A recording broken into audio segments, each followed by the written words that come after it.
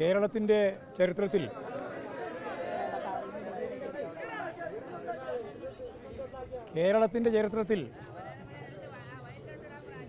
അത്യപൂർവമായ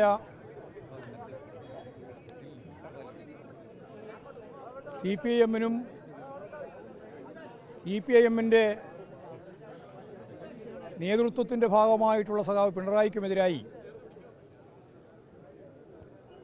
വലിയ രീതിയിലുള്ള ഒരു രാഷ്ട്രീയ ഗൂഢാലോചന അരങ്ങേറിയിരിക്കുകയാണ് ഇന്ന് രാവിലെ മുതൽ. CPIM-നെയും പിണറായിയെയും തകർക്കുന്നതിന് വേണ്ടിയുള്ള ബോധപൂർവമായിട്ടുള്ള ഇടപെടലാണ് നരേന്ദ്രമോദി കേന്ദ്ര ഏജൻസിയായ EDയെ ഉപയോഗിച്ച് ഇന്ന് രാവിലെ മുതൽ 14 കേന്ദ്രങ്ങളിലായി റെയ്ഡ് നടത്തിക്കൊണ്ട് വരികയാണ്.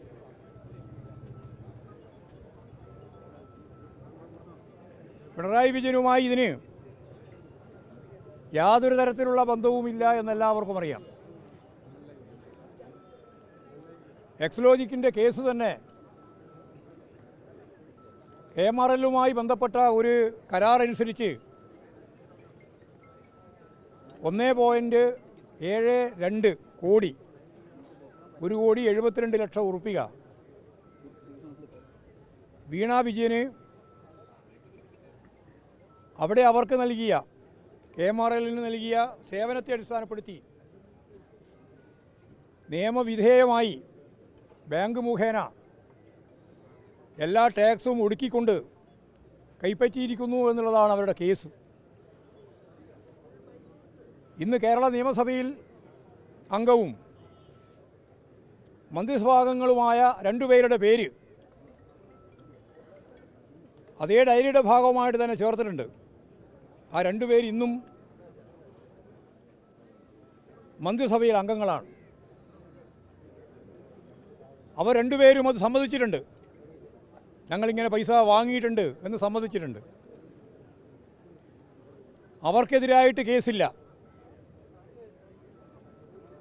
വീണ വിജയൻ്റെ അച്ഛൻ പിണറായി വിജയനാണ് എന്നുള്ളതുകൊണ്ട് കോടതികളെല്ലാം ഇവിടെ ചൂണ്ടിക്കാണിച്ചതുപോലെ സെഷൻസ് കോടതി, ഹൈക്കോടതി, സുപ്രീം കോടതി ഉൾപ്പെടെ എല്ലാ കോടതികളും തള്ളിക്കളഞ്ഞ ഒരു കേസ് രാഷ്ട്രീയ പ്രേരിതമായി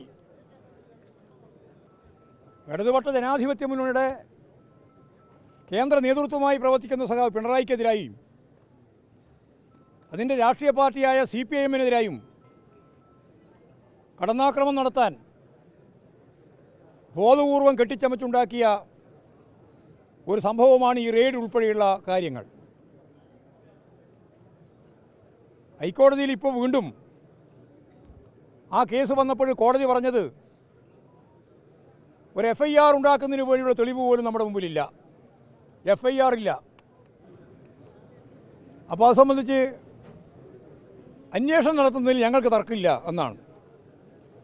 FIR പോലും ഇല്ലാത്ത ഒരു കേസിൽ അന്വേഷണം നടത്തണമെന്ന് പറഞ്ഞപ്പോൾ ഉടനെ കേരളത്തിൻ്റെ പ്രതിപക്ഷ നേതാവ് സഖാവ് പിണറായി വിജയൻ്റെ വീട്ടിലേക്ക് ED റെയ്ഡുമായിട്ട് വരികയാണ്. അനുബന്ധമായി 13 കേന്ദ്രത്തിൽ വേറെയും. രാഷ്ട്രീയ ഗൂഢാലോചനയാണിത്. നമുക്കിതിനു മുമ്പ് തന്നെ വളരെ വ്യക്തമായിട്ട് സുപ്രീം കോടതി തന്നെ പറഞ്ഞ അനുഭവങ്ങളുണ്ട്. ഈ കേന്ദ്ര ഏജൻസികളൊന്നും ഫലപ്രദമായി കേസന്വേഷിക്കുകയോ കേസിൻ്റെ ഭാഗമായിട്ട് ശിക്ഷിക്കപ്പെടുകയോ ചെയ്യുന്നവരല്ല. 1% പോലും ശിക്ഷിക്കപ്പെടുന്നില്ല എന്ന് സുപ്രീം കോടതി തന്നെ പറഞ്ഞു. കൂട്ടിലടച്ച തത്തയെപ്പോലെയാണ് പെരുമാറുക. രാഷ്ട്രീയ ആയുധമായിട്ടാണ്, ഉപകരണമായിട്ടാണ് ഇവർ ഉപയോഗിച്ചുകൊണ്ടിരിക്കുന്നത് ഈ വിഭാഗത്തെ ആകെ. എത്രയോ അനുഭവങ്ങൾ നമ്മുടെ മുമ്പിലുണ്ട്, കേരളത്തിലുണ്ട്, ഇന്ത്യയിലുണ്ട്. കെജ്രിവാളിനെ നിങ്ങൾക്കെല്ലാം അറിയുന്നതാണ്, ഡൽഹി മുഖ്യമന്ത്രി. ആ ഡൽഹി മുഖ്യമന്ത്രി ആയപ്പോൾ അവിടെ കോൺഗ്രസ്സുകാർ കെജ്രിവാളിനെതിരായിട്ട് ഒരു ആരോപണം, ഒരു അഴിമതി ആരോപണം ഉന്നയിച്ചു. കോൺഗ്രസ്സുകാർ തന്നെ കെജ്രിവാളിനെ അറസ്റ്റ് ചെയ്യണം എന്ന് പറഞ്ഞുകൊണ്ട് ഒരു മെമ്മോറാണ്ടം കൊടുത്തു. ആ മെമ്മോറാണ്ടം കിട്ടിയപ്പോൾ പ്രതിപക്ഷ രാഷ്ട്രീയ പ്രസ്ഥാനങ്ങൾക്കെതിരായിട്ട് ഇന്ത്യയിലുടനീളം കേന്ദ്ര ഏജൻസികളെ വിന്യസിപ്പിച്ച് രാഷ്ട്രീയ വേട്ടയാടൽ നടത്തിക്കൊണ്ടിരിക്കുമ്പോൾ കിട്ടിയ അവസരം ഉപയോഗിച്ച് കെജ്രിവാളിനെ അറസ്റ്റ് ചെയ്ത് ജയിലിലാക്കി. മാസങ്ങളോളം ജയിലിൽ കിടന്നു. തെരഞ്ഞെടുപ്പ് ഘട്ടത്തിൽ പോലും പൂർണ്ണമായിട്ട് പ്രവർത്തിക്കാനാവുന്ന നില ഉണ്ടായില്ല. അവസാനം ഡൽഹി ഹൈക്കോടതി വളരെ വ്യക്തതയോടുകൂടി ആ കേസിൻ്റെ വാദം പൂർത്തിയാക്കി യാതൊരു തെളിവുമില്ലാതെ ആ കേസ് ചവറ്റുകൊട്ടയിൽ എറിഞ്ഞിരിക്കുകയാണ്. യഥാർത്ഥത്തിൽ കോൺഗ്രസും നരേന്ദ്രമോദിയും രാജ്യത്തെമ്പാടുമുള്ള ജനങ്ങളോട് മാപ്പ് പറയേണ്ടതാണ്. പ്രതിപക്ഷ നേതൃനിരയെ തകർക്കാൻ നിരവധിയായ രീതിയിൽ കേന്ദ്ര ഏജൻസികളെ ഉപയോഗിക്കുന്നതിൻ്റെ ഏറ്റവും പ്രധാനപ്പെട്ട ഒരു തെളിവ് മാത്രം ഞാൻ ചൂണ്ടിക്കാണിച്ചതാണ്. ഇവിടെ കോൺഗ്രസിൻ്റെ ഉന്നത നേതാവ്, പാർലമെൻറ്റിലെ പ്രതിപക്ഷ നേതാവ്, നമുക്കെല്ലാം അറിയുന്നത് പോലെ രാഹുൽ ഗാന്ധി തെരഞ്ഞെടുപ്പ് പ്രവർത്തനത്തിൻ്റെ ഭാഗമായിട്ട് കേരളത്തിലെത്തിയാൽ ഉടനെ എല്ലാ സന്ദർഭത്തിലും പറഞ്ഞുകൊണ്ടിരിക്കുന്ന ഒരു കാര്യം എന്തേ പിണറായി വിജയനെ അറസ്റ്റ് ചെയ്യാതെ ഇ ഡി എന്നാണ്. കേന്ദ്ര ഏജൻസികൾ എന്തുകൊണ്ട് പിണറായി വിജയനെ അറസ്റ്റ് ചെയ്യുന്നില്ല? ഈ ചോദ്യമാണ് ഇന്ത്യ ബ്ലോക്കിൻ്റെ നേതാവ്,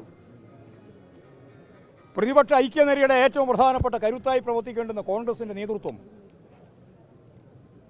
രാഷ്ട്രീയമായ BJP-യുമായിട്ടുള്ള ബന്ധത്തെ അടിസ്ഥാനപ്പെടുത്തി ഇവിടെ ഈ കേരളത്തിൽ പറഞ്ഞുകൊണ്ടിരിക്കുന്ന കാര്യം. കഴിഞ്ഞ തെരഞ്ഞെടുപ്പിൻ്റെ ഭാഗമായി, അസംബ്ലി തെരഞ്ഞെടുപ്പിൻ്റെ ഭാഗമായി വളരെ ശക്തമായ രീതിയിൽ പറഞ്ഞുകൊണ്ടിരുന്ന ഒരു കാര്യം CPIM-ഉം അതുപോലെ BJP-യും തമ്മിൽ ഡീലുണ്ട് എന്നാണ്. ഇപ്പോഴും നമുക്ക് കൃത്യമായിട്ട് മനസ്സിലായി. ഇന്നലെ കേരളത്തിൻ്റെ പുതിയ മുഖ്യമന്ത്രി ഇന്ത്യയിലെ പ്രധാനമന്ത്രിയെ കണ്ട് സംഭാഷണം നടത്തി എന്ന വാർത്ത പുറത്തു വരുന്നതിൻ്റെ തുടർച്ചയായിട്ടാണ് ഇന്ന് രാവിലെ ആകുമ്പോൾ ED ഞാൻ നേരത്തെ പറഞ്ഞ 14 കേന്ദ്രങ്ങളിലേക്ക് എത്തുന്നത്. അപ്പോഴാരുമായിട്ടാണ് ഡീല് എന്ന കാര്യം ഞാനിനി വിശദീകരിക്കേണ്ട കാര്യമില്ല. കോൺഗ്രസും BJP-യുമായിട്ടുള്ള ഡീൽ ഇവിടെ കൃത്യമായിട്ട് കേരളത്തിൽ പകൽ വെളിച്ചം പോലെ ജനങ്ങൾക്ക് മനസ്സിലാക്കാൻ സാധിച്ച ഒന്നായിട്ടാണ് നമുക്കിതിനെ കാണാനാവുക, ഈ റെയ്ഡിനെ കാണാനാവുക. തെറ്റായ സന്ദേശമാണ് ഇവിടെ കോൺഗ്രസ് നേതൃത്വം നൽകുന്നത്. ഇന്ത്യയിൽ അങ്ങോളം ഇങ്ങോളമുള്ള പ്രതിപക്ഷ നേതൃനിരക്കെതിരായി ശക്തിയായ കടന്നാക്രമണം നടത്തുന്ന കേന്ദ്ര ഏജൻസിയെ കേരളത്തിൽ എന്തുകൊണ്ട് ഉപയോഗിക്കുന്നില്ല എന്ന ചോദ്യം ചോദിച്ച് കേസ് സഖാവ് പിണറായി വിജയൻ്റെ നേരെ എത്തിക്കാനുള്ള ബോധപൂർവമായ ശ്രമം ഇവിടെ നമുക്കെല്ലാം അറിയുന്നത് പോലെ നരേന്ദ്രമോദിയാണ് ഇതിൻ്റെ ഏറ്റവും പ്രധാനപ്പെട്ട ചുക്കാൻ പിടിക്കുന്നത് രാഷ്ട്രീയമായിട്ട്. അതിൻ്റെ ഒപ്പം കോൺഗ്രസ്, പ്രത്യേകിച്ച് കേരളത്തിൽ ഇവിടെ VD സതീശൻ, രാഹുൽ ഗാന്ധി ഉൾപ്പെടെ അതിൻ്റെ ഒപ്പം ചേർന്നുകൊണ്ടാണ് കേരളത്തിലെ CPM-നെതിരായിട്ട് ഈ കടന്നാക്രമണം നടക്കുന്നത്. സഖാവ് പിണറായി വിജയനെ ഈ രീതിയിലുള്ള കടന്നാക്രമങ്ങളൊന്നും പുത്തരിയല്ല എന്ന് എല്ലാവർക്കും അറിയാം, പാർട്ടിക്കുമല്ല. അടിയന്തരാവസ്ഥ കാലഘട്ടത്തിൽ കേരളത്തിലെ പോലീസ് തന്നെ സഖാവ് പിണറായി വിജയനെ പിടിച്ച് ക്രൂരമായി കടന്നാക്രമിച്ച് ജീവശവമാക്കി ആശുപത്രിയിലേക്ക് എത്തിക്കുകയാണ് ചെയ്തിട്ടുള്ളത് എന്ന് നമുക്കറിയാം. അതിനെ അതിജീവിച്ചുകൊണ്ടാണ് സഖാവ് പിണറായി കേരളത്തിലെ ജനനായകനായി മുന്നോട്ടേക്ക് വന്നത്. RSS-ഉം BJP-യും സംഘപരിവാർ വിഭാഗങ്ങളും എത്രയോ കാലം വേട്ടയാടിയ, ഇപ്പോഴും വേട്ടയാടിക്കൊണ്ടിരിക്കുന്ന ഇടതുപക്ഷ പ്രസ്ഥാനത്തിൻ്റെ CPIM-ൻ്റെ പ്രമുഖ നേതാവാണ് സഖാവ് പിണറായി. ആ പിണറായിക്കെതിരായിട്ടാണ് ഇപ്പോഴും ഈ കടന്നാക്രമം വരുന്നത്. ഞങ്ങൾക്ക് നന്നായിട്ടറിയാം, അത് വ്യക്തിപരമായി പിണറായിക്കെതിരായിട്ടുള്ള കടന്നാക്രമമല്ല, അത് കേരളത്തിലെ കമ്മ്യൂണിസ്റ്റ് പ്രസ്ഥാനത്തിനെതിരായിട്ടുള്ള കടന്നാക്രമമാണ്. ഈ കടന്നാക്രമത്തിനെതിരായി കേരളത്തിലെ ജനങ്ങൾ ഇപ്പോൾ തെരുവിൽ ഇറങ്ങിക്കഴിഞ്ഞിരിക്കുന്നു. കേരളത്തിൽ അങ്ങോളം ഇങ്ങോളം റെയ്ഡ് നടക്കുന്ന കേന്ദ്രങ്ങളിലും ജില്ലാ കേന്ദ്രങ്ങളിലും ഏരിയ കേന്ദ്രങ്ങളിലും ലോക്കൽ കേന്ദ്രങ്ങളിലുമെല്ലാം ജനങ്ങൾ സ്വമേധയാ പ്രകടനമായി പ്രതിഷേധമായി രംഗത്തിറങ്ങുകയാണ്. ഇന്ന് രാത്രിയാകുമ്പോഴേക്ക് കേരളത്തിൻ്റെ ഗ്രാമങ്ങളിലും പട്ടണങ്ങളിലുമെല്ലാം ബ്രാഞ്ചടിസ്ഥാനത്തിൽ 10,000-കണക്കിന് കേന്ദ്രങ്ങളിൽ പന്തം കൊളുത്തിയുള്ള പ്രതിഷേധം നടക്കുകയാണ്.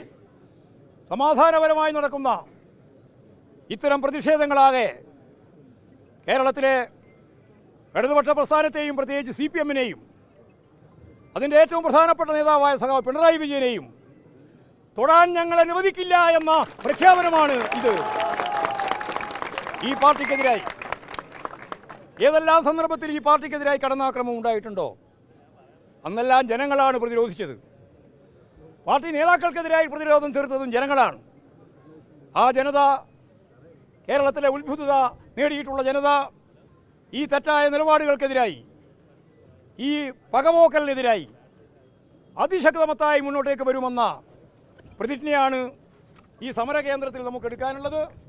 അതിശക്തമത്തായ പോരാട്ടം ഇനി അങ്ങോട്ട് നമുക്ക് നടത്തേണ്ടതായിട്ട് വരും. നാളെ LDF-ൻ്റെ ഭാഗമായിട്ട് വൈകുന്നേരം ജില്ലാ കേന്ദ്രങ്ങളിൽ പ്രകടനം നടത്താൻ ഇപ്പോൾ തീരുമാനിച്ചിട്ടുണ്ട്. ഇനി അങ്ങോട്ടുള്ള ദിവസങ്ങളിലാകെ ശക്തമത്തായ രീതിയിൽ പ്രതിഷേധങ്ങളും അതിൻ്റെ ഭാഗമായിട്ടുള്ള ജനകീയ പ്രതിരോധവും തീർക്കാൻ സഖാക്കളെ നമുക്കെല്ലാം ചേർന്ന് ഒറ്റക്കെട്ടായി മുന്നോട്ടേക്ക് പോകാനാവണം.